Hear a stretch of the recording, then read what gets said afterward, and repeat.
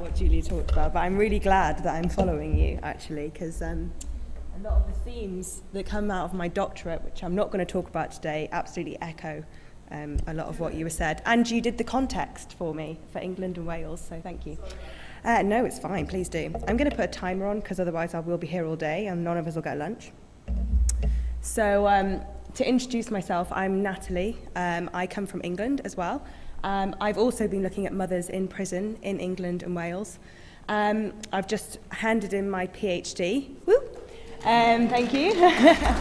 Haven't got through the Viva yet, so fingers crossed for the 9th of June. And hopefully I'll be able to publish out of my PhD. But this is just one small stream that I think I want to talk to you about today, that I'm mulling over, and I think hasn't really been talked about overly much in this conference. We've talked a lot about child-centeredness, talking about visits, talking about contact, but policy seems to have escaped a lot of the discussion, and I kind of wanted to talk about that a little bit more today. So to give you a bit of context about me, I'm now classed as an early career academic. I have moved from the University of Bath, which is where you think I'm all from. I'm now at De Montfort University in Leicester, just starting up a fellowship there. So from now onwards, I'm no longer Bath, but Bath did pay for me to come, so I did need to also acknowledge that they are wonderful for sending me halfway across the world. Thank you, Bath. So I don't want to bore you with policy. That's not my intention at all. But I do think it needs to be talked about. I think it's important, and a lot of what I'm going to talk about is based in England and Wales as well. So I apologise for those who are representing other countries, or perhaps not apologise if you want to add to the discussion or include your thoughts or experiences from where you're from as well. But what I'm going to talk about is based in England and Wales. To give you a bit of a roadmap of what I'm going to talk about, I'm going to skip over an outline of England and Wales and maternal imprisonment, because Julia has already done that for me, thank you. Then I'm going to look at the policy context, give a bit of a roadmap of what's been happening before introducing my research, and I'm going to skip by that to get to the narratives of the family members that I interviewed and talked to, because I really wanted to show how different policy and practice were, what policy was saying it was doing or what it's been promising to be doing in the last couple of years, and actually what I found in my piece of research, and how those two things quite literally sit against each other, and my slides will represent that also. Now I've got to learn how to use this.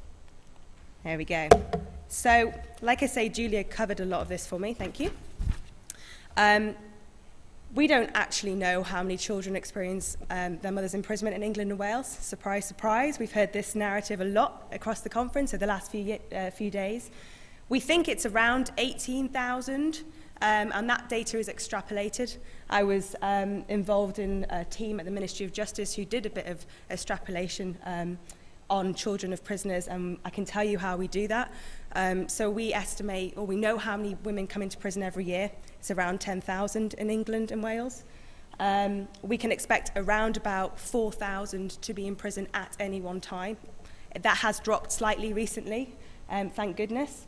We know that around 2/3 of women in prison are mothers, and so from all of that information we can guesstimate that we have around 18,000 children experiencing it every single year. We also know that most of the mothers who come into prison were primary caregivers. They were actively involved in mothering, in looking after their children day to day before they came into prison. And a lot of them were also sole caregivers. They were living on their own.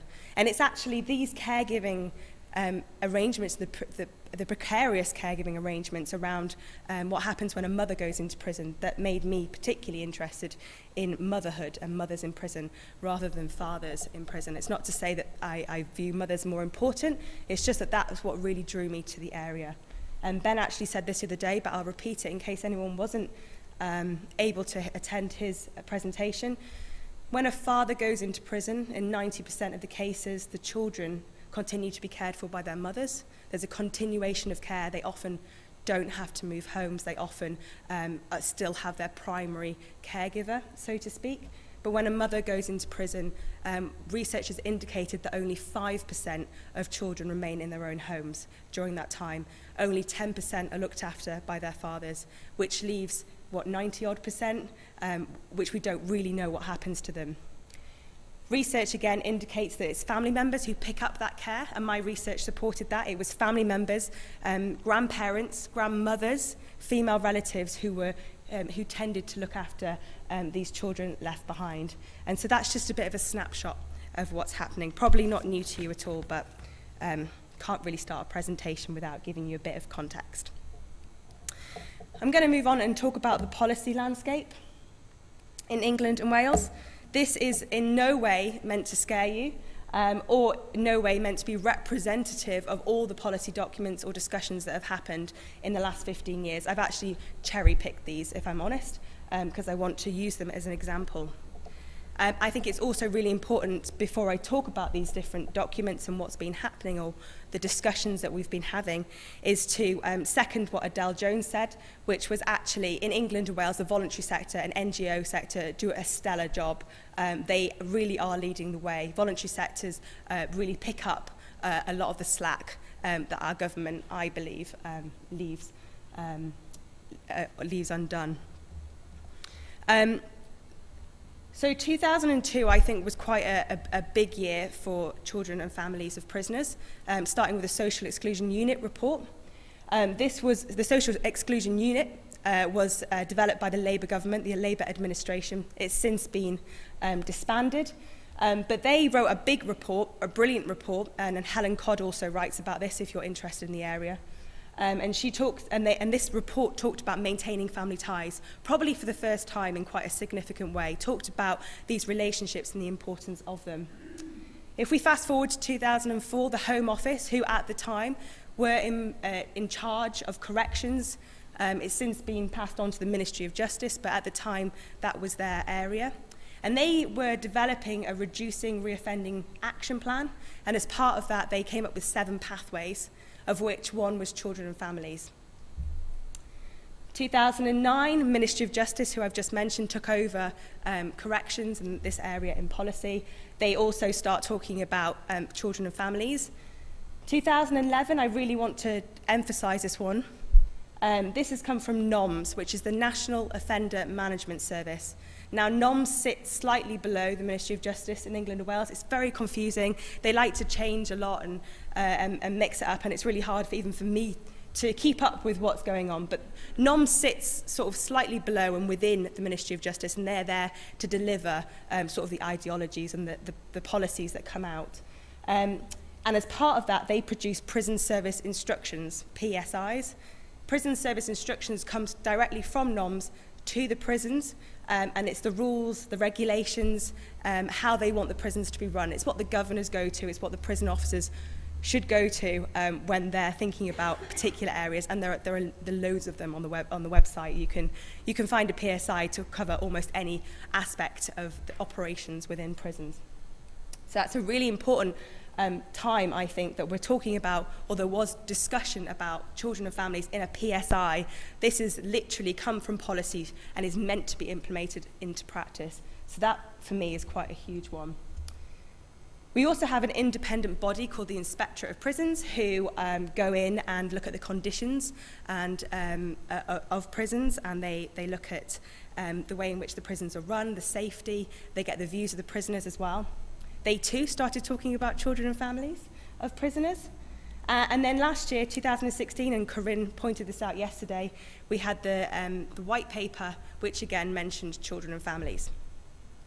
So you're all probably thinking, this is great. England and Wales are doing really well. They're really talking about children and families. They're really embarking on this. They're really engaging in this discussion. And I would absolutely agree. From a distance, this looks pretty good. Yeah? I now disagree. I've underlined the word reoffending or reoffend or resettlement.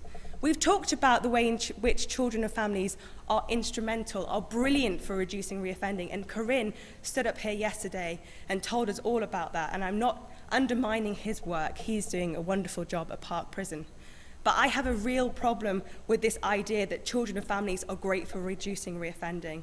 It's not that I'm saying that they're not. They probably are, and I understand why those relationships may be key. But if we just talk about the way in which children and families are instrumental for reducing reoffending, we're almost forgetting or ignoring or covering the disadvantages and the vulnerabilities and the problems and the challenges that are facing the children and families, especially if this is coming top down from policy.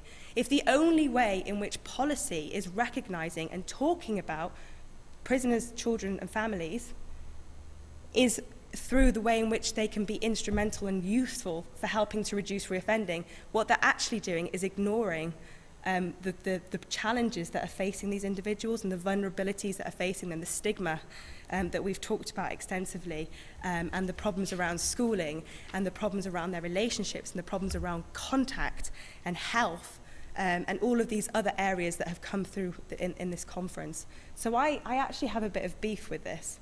This idea that the only way in which policy talks about children and families at present is in the way in which they can be used as a resource for the prisoner. It's very prisoner-centric in my view. So why have I bothered to tell you all of this before telling you about my research? Well, excuse me. Because policy really featured into my research, and I needed to give you that background before I told you what I did. So first of all, I went and spent 6 months in a women's prison, and I tried to learn about the environment. Julia said earlier that you have to experience it to learn it, and I completely agree with that. I don't think you can learn about an area if you haven't spent time there. And it was really during this placement that I learned just how significantly the prison had governed family life. And that's what came out of that came my 2 research aims. And as you can see in the second of my research aims, we're seeing a slightly policy focused. So that's really, it was from my experience that led me down the policy interest path. So that's kind of where these 2 things connect. I wasn't going to go into much detail about my sample, but there were lots of questions around the research design for Julia's piece of research.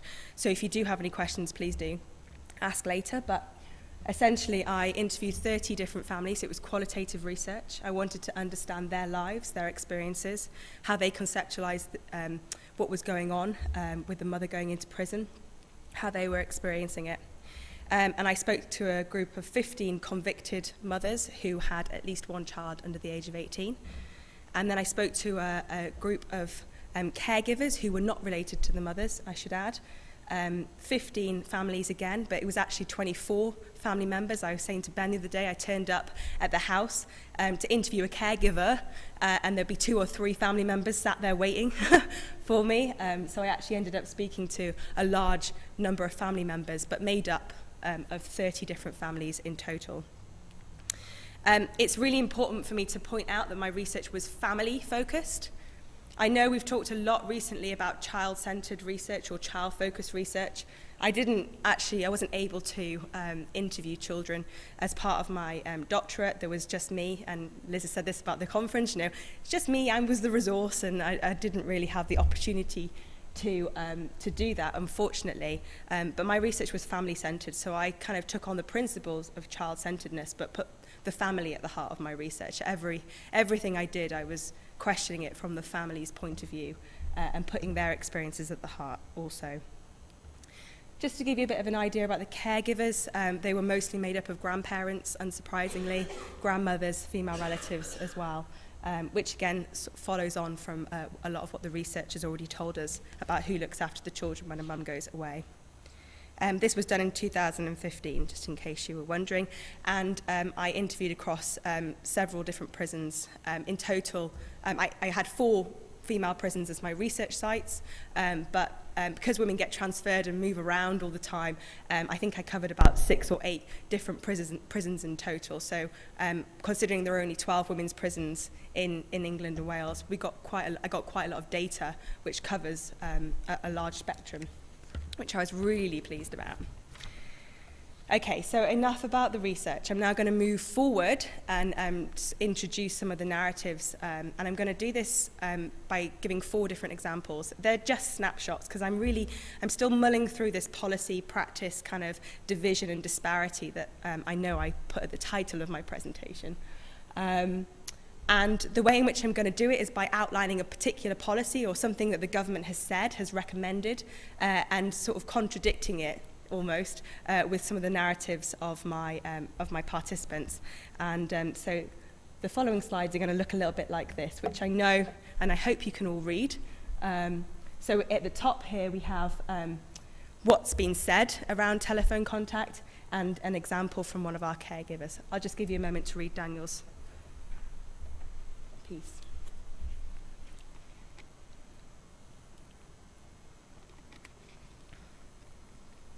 So my first example is telephone contact. Telephone contact is something which I'm sure you're all familiar with. It's come up and been talked about quite a lot at this conference. In England and Wales, now remember that PSI I told you about, prison service instruction, comes directly from NOMS to how prisons are meant to operate. It says that newly received prisoners should receive a telephone call within the first 24 hours. It's a legal right as much as it is a human right. Unfortunately, out of the 30 families I was speaking to or spoke to, 20 families didn't have this opportunity. They didn't have that telephone call. 20 out of 30 families, 2/3 of my sample. It's a tiny, small sample. It's a qualitative piece of research. I'm not claiming. But what I'm saying here is, if this was happening in a small sample, then what's happening more broadly? The mothers in the sample that I spoke to, in the whole of the sample, but the mothers were received into 6 different prisons. So this was happening across at least half of the women's prisons that exist in England and Wales. From Daniel's point of view, we can really see that his wife went into prison. She did 2 months in prison for theft. They had 4 children between them. They weren't expecting her to go to prison. She'd already paid back the majority of the money. By the time the court date came round, slow process, criminal justice system, they didn't expect for her to go to prison, and she did. And he didn't even know where she'd gone, which prison she'd gone to. A few days, he says. It was actually 3 days. It was over the weekend. She went to prison on a Friday. He didn't hear from her until the Monday.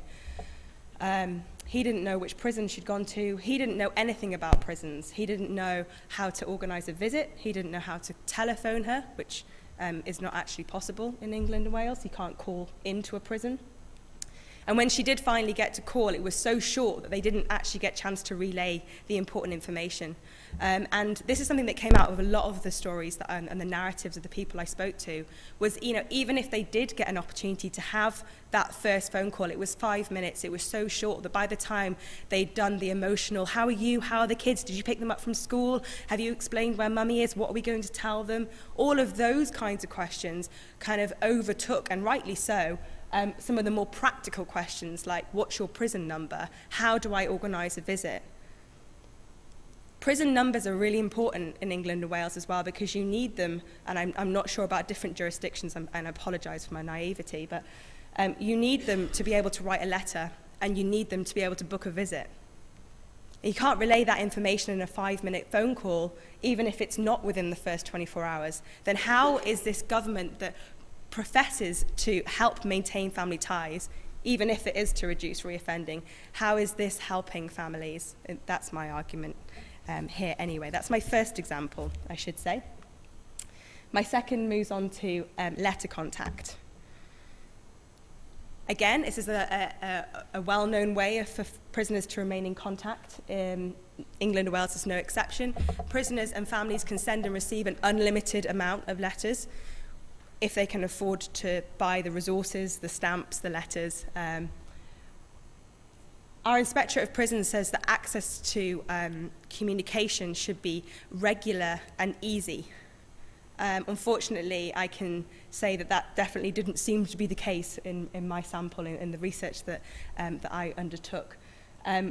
We have something called Email a Prisoner, which is where families on the outside can pay a small price to email a certain number of lines, email it to Email a Prisoner, who send it to the correct prisoner, who print it out, and they distribute it to the prisoners with the post. However, if there are delays with the postal system, which there often were, this meant that even email, which should be instantaneous, which should be really quick, a really easy way to stay in contact, was failing also.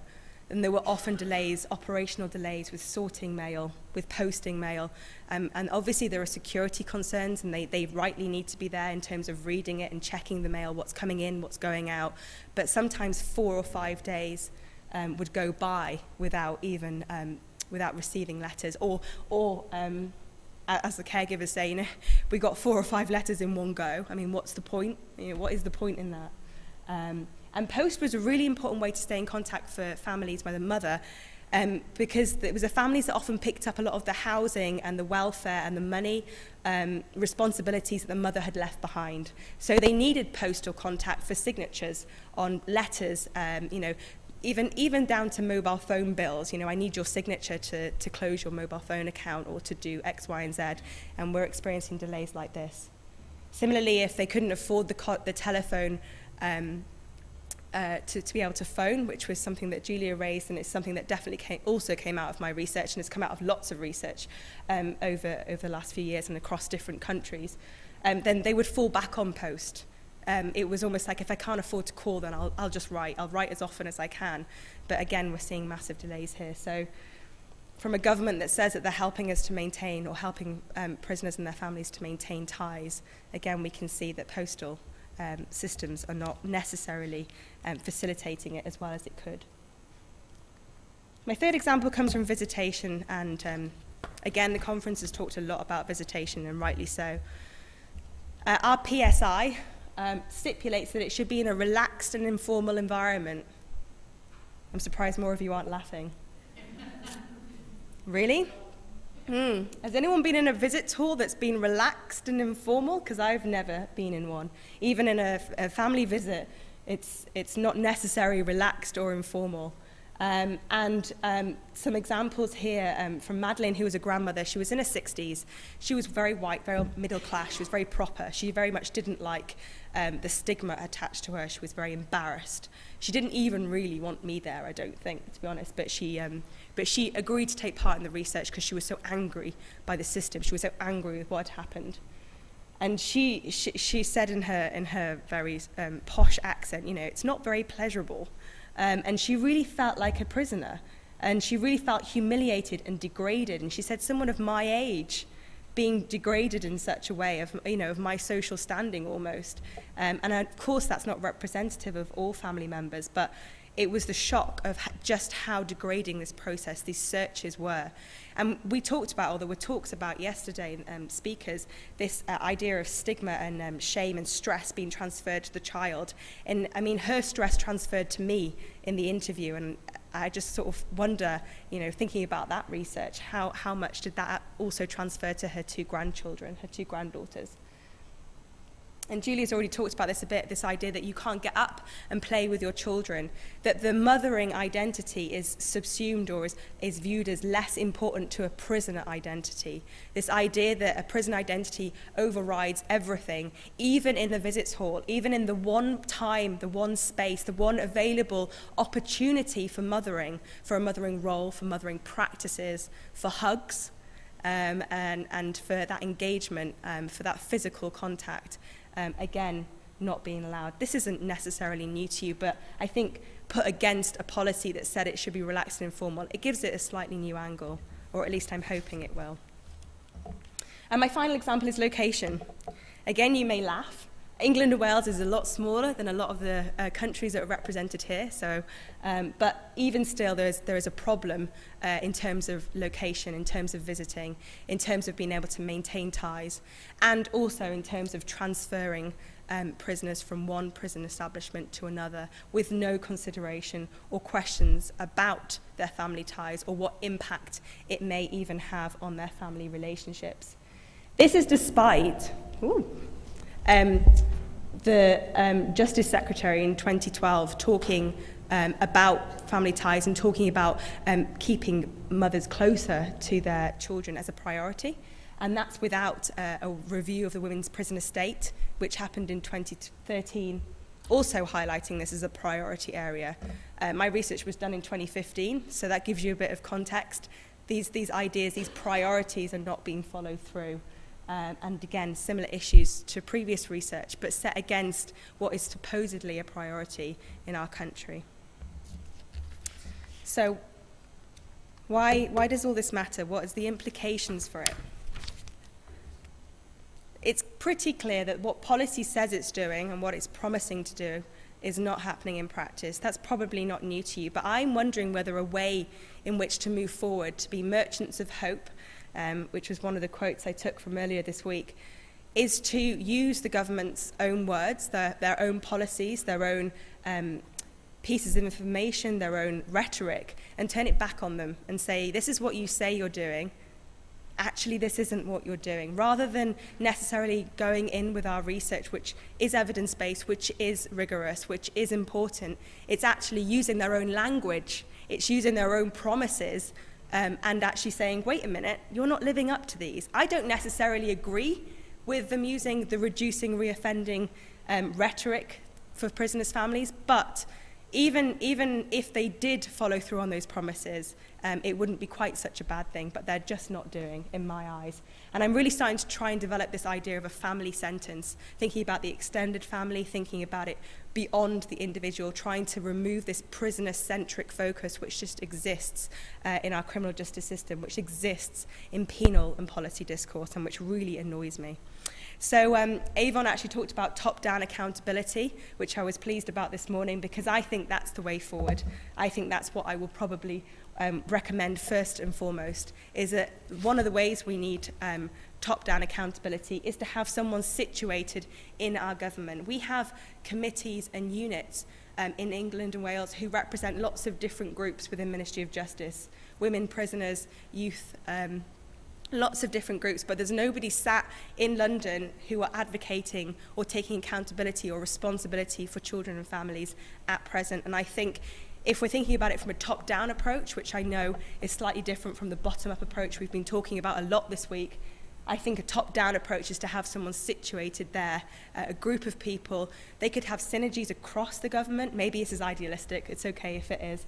But they could have synergies across different government departments. They could work with the voluntary sector who would jump at the opportunity to go to government and talk to them about their issues. Academics, I'm sure, would also be very, very willing.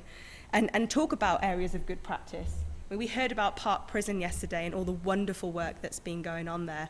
Why is that not being shared more routinely? Why is that not the gold? Why is that shouldn't be the gold standard? That should just be the standard. That should just be what happens. And sorry, I'm getting very passionate now. So that's what I think should happen. And I think that's the way forward for me, anyway. That's what I would recommend in this particular policy area. So I'm going to shut up and say thank you. And I did it within time, I think. But any comments, questions, suggestions to help me move forward or to help us move forward as an organisation, as a group of people who are passionate about this from a policy point of view. Hi. Thank you very much. I really agree with your comments about the agenda, using families and children for an agenda. And one of the things that struck me when you were putting those policy documents up, because citizens in Australia, is that it all sits within justice. So these policy documents and all of this discussion around family and children sit within policy documents in either corrections or maybe Yes. justice and rights. And you don't see these discussions happening in communities or human services or Yeah. if these families are disappearing in those other government organisations. Yeah. Probably all have policy documents that would then push back and away from that criminal justice agenda. Do you have the same thing? Did you look more on that? I didn't. It's really interesting, actually. No, I kind of focused on criminal justice documents, probably because that's where I'm most familiar. But that's a really good suggestion, and I don't know if there's more. Maybe that's something for social work, colleagues.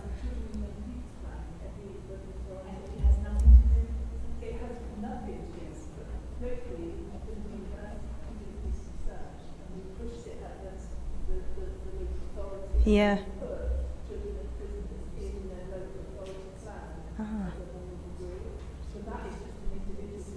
It's local. Yeah.